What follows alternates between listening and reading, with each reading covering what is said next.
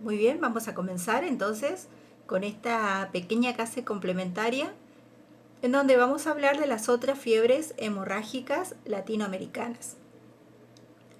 Entonces habíamos hablado anteriormente del virus Junín, que es el productor de fiebre hemorrágica argentina, y ahora vamos a hablar de las otras tres que ocurren en Latinoamérica. Para recordar, entonces teníamos este mapita con la localización de cada una de las enfermedades y donde pueden ver también a cada uno de los reservorios.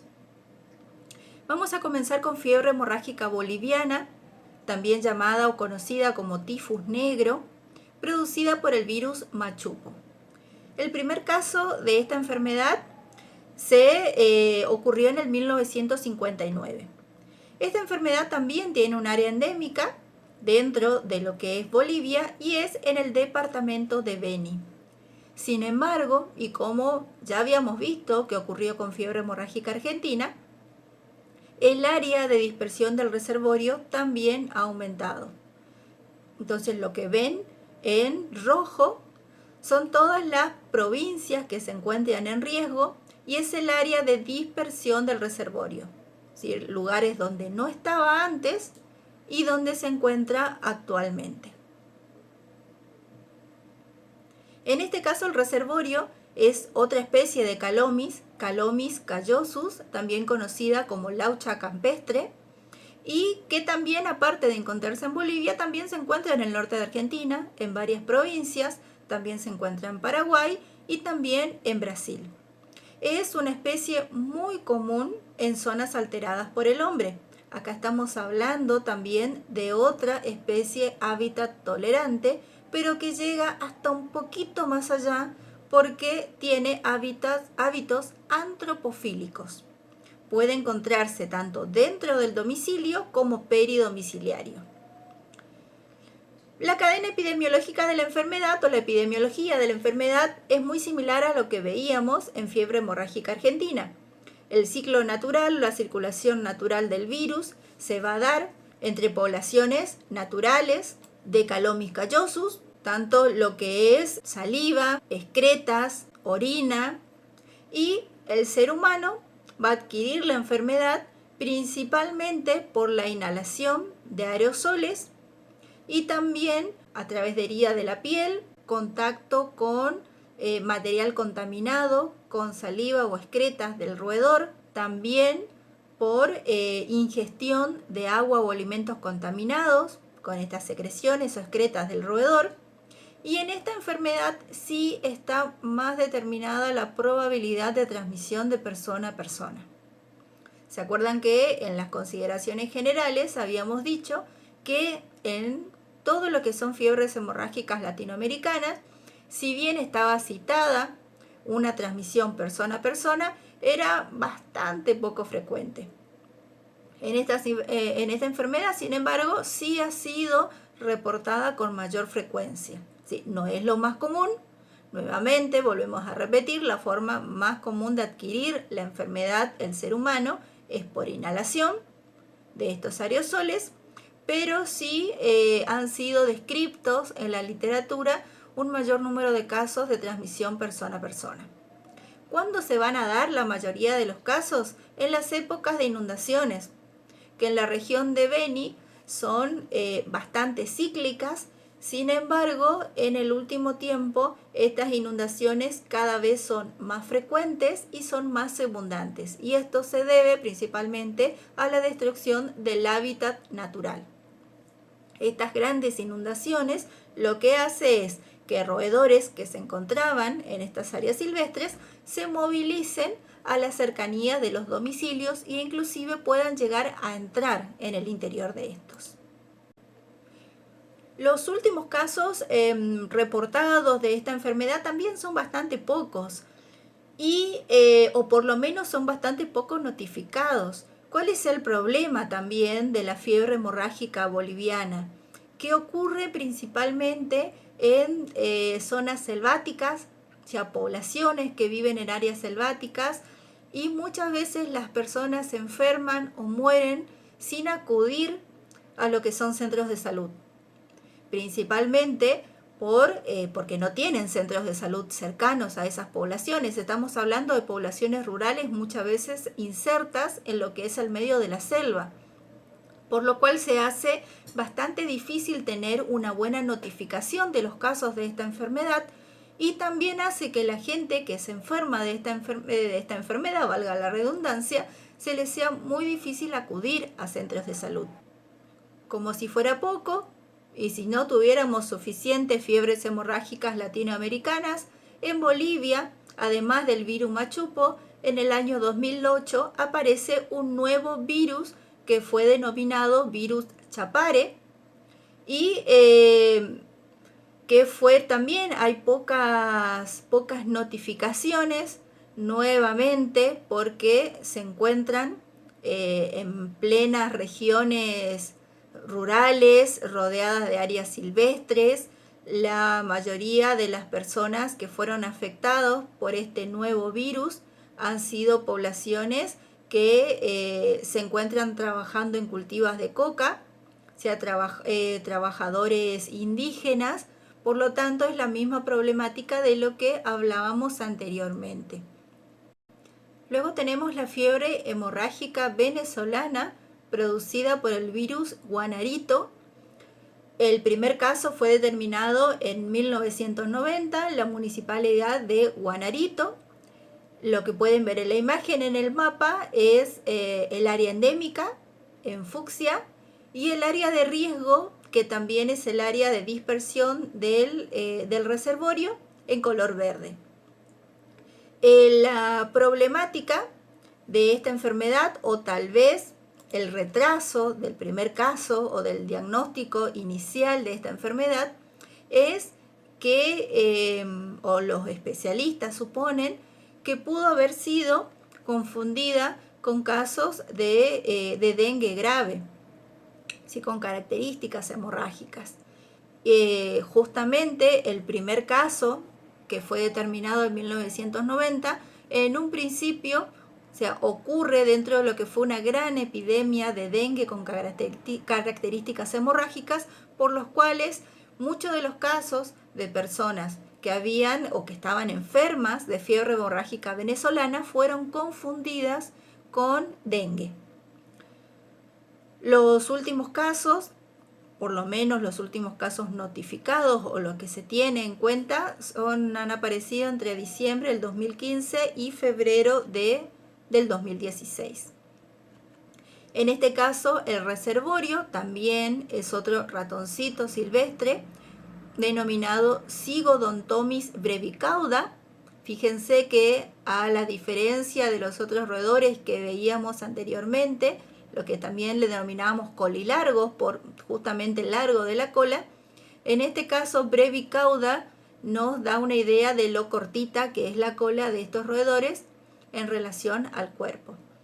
Este ratón también se lo denomina ratón de la caña de azúcar, justamente, así como hablábamos antes de, por ejemplo, el Calomys musculinus, que se alimentaba, o ratón maicero, que se alimentaba de maíz. En este caso es un ratoncito que se alimenta de la caña de azúcar. Por lo tanto, va a estar también en relación su distribución con lo que son la cosecha y la actividad agrícola de caña de azúcar. Y nuevamente la misma problemática: reemplazo de áreas silvestres, incorporación de nuevas tierras, en este caso para el cultivo de caña de azúcar, y tenemos traslado de las poblaciones de ratoncitos de áreas silvestres a estas áreas rurales, con un mayor contacto de humano con población de roedores. También hay otra especie de roedor, Sigmodon alstoni, que también, según algunos especialistas, podría llegar a tener el rol de un reservorio secundario. Sin embargo, todavía se están realizando muchos estudios. Si ustedes recuerdan que para poder determinar que un cierto animal tiene o juega el rol de reservorio en la cadena epidemiológica de una enfermedad, se puede decir luego de muchos estudios. O sea, no es fácil determinar cuál es el reservorio de una determinada enfermedad. Por lo tanto, lo que podemos decir ahora que el reservorio principal es Sigodontomys brevicauda, pero habría otra especie que podría llegar a comportarse también como un reservorio. ¿Y cómo va a ser el ciclo de la enfermedad? Y fíjense que estamos hablando nuevamente más de lo mismo de todo lo que ya estuvimos viendo. La circulación de virus se da entre poblaciones de estos roedores y la adquisición de la enfermedad por parte del ser humano va a ser por contacto directo con estos ratones infectados, con inhalación de sus excretas, contacto con sus secreciones o excreciones.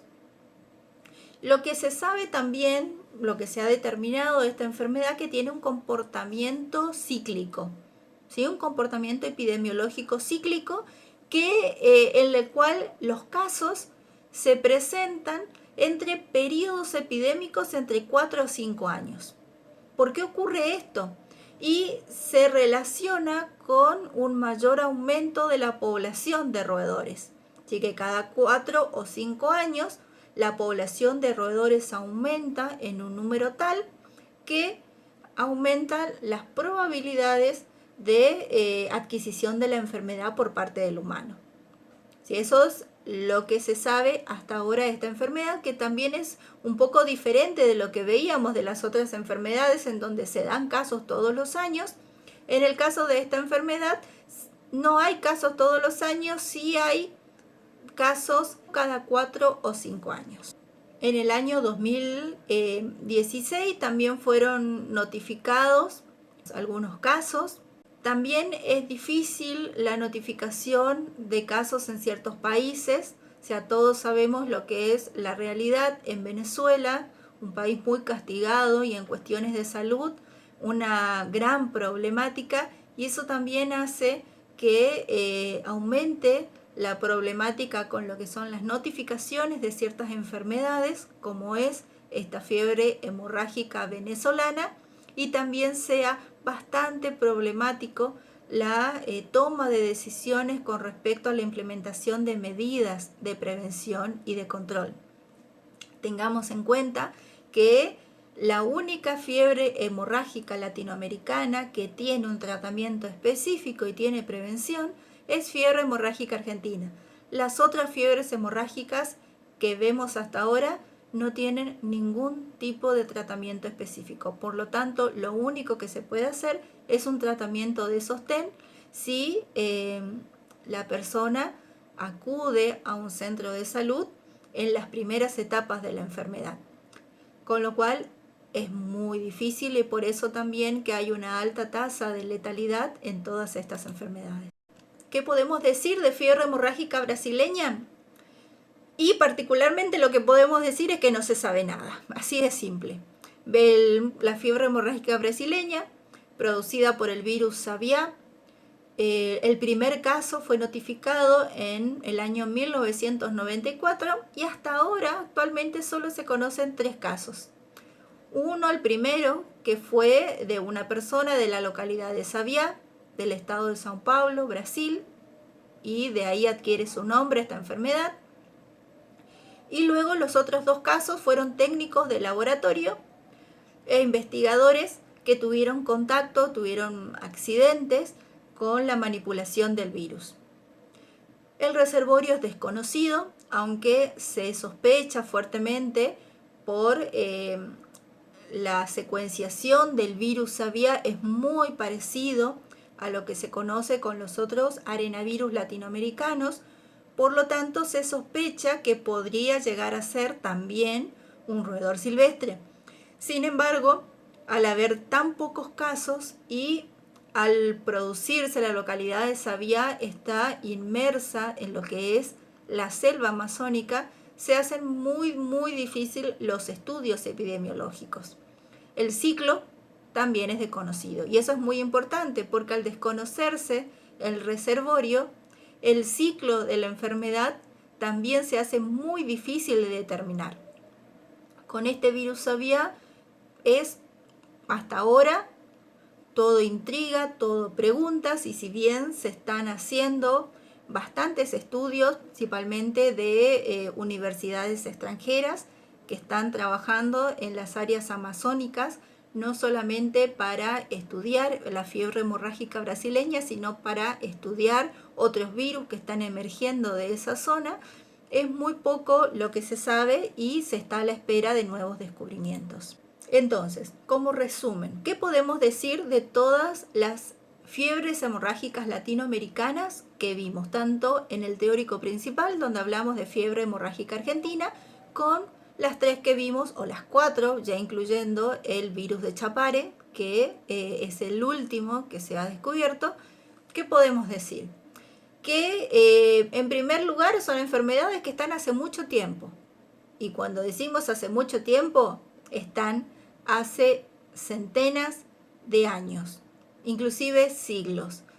Ya habíamos dicho entonces, y la importancia de la filogeografía, en donde se ha determinado la relación de los arenavirus con los roedores, hace muchísimo tiempo en territorio latinoamericano. Por lo tanto, son enfermedades que se encontraron en Latinoamérica desde tiempos muy antiguos, solo que estaban inmersas en áreas silvestres. Por eso no se las conocía.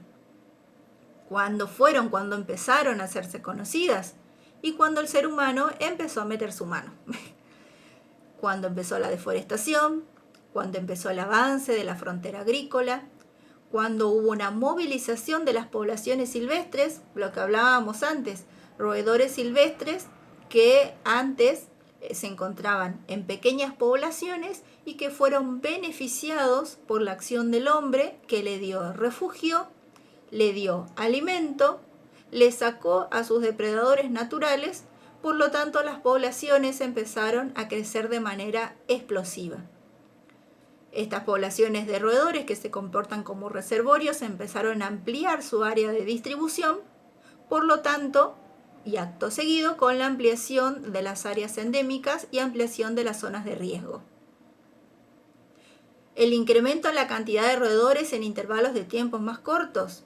Claro, tienen alimento durante más tiempo, viven más tiempo, o sea, porque no tienen depredadores. Por lo tanto, las poblaciones se mantienen estables durante más tiempo. Por lo tanto, los ciclos, estos ciclos epidémicos o ciclos epidemiológicos de la enfermedad se acortan.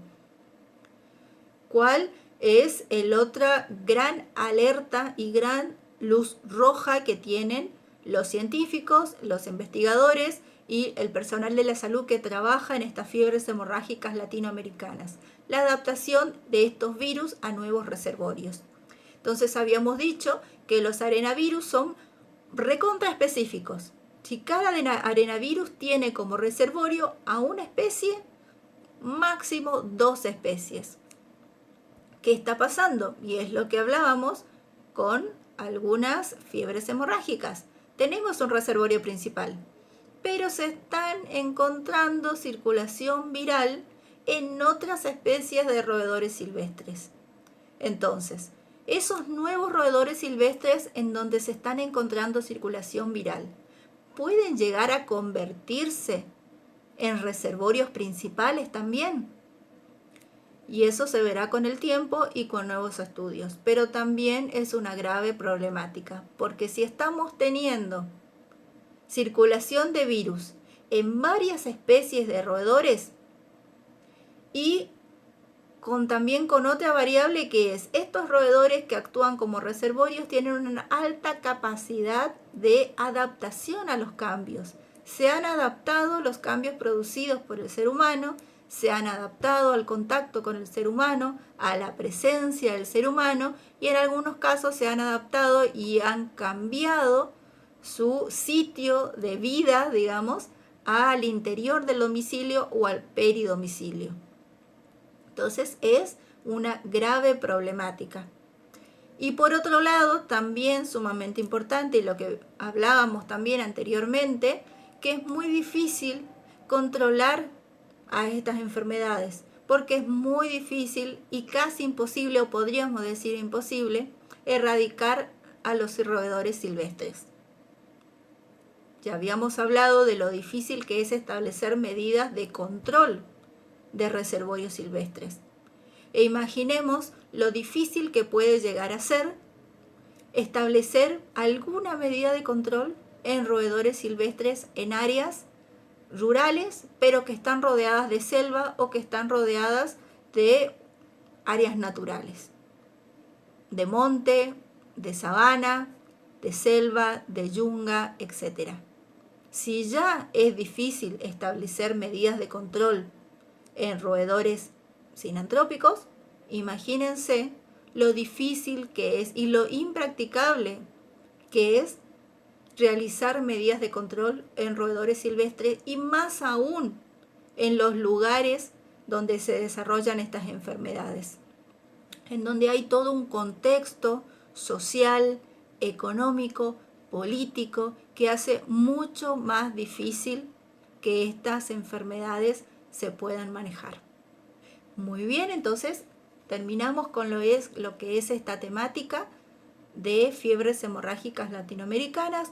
Recuerden entonces que este segundo teoriquito, podríamos decir, accesorio, va a estar colgado de manera indefinida, no se lo va a bajar, no entra en lo que es la acreditación de asistencia de la clase teórica de hoy, pero sí es una guía y para el estudio de estas enfermedades que sí van a entrar dentro de lo que es la temática de el segundo parcial.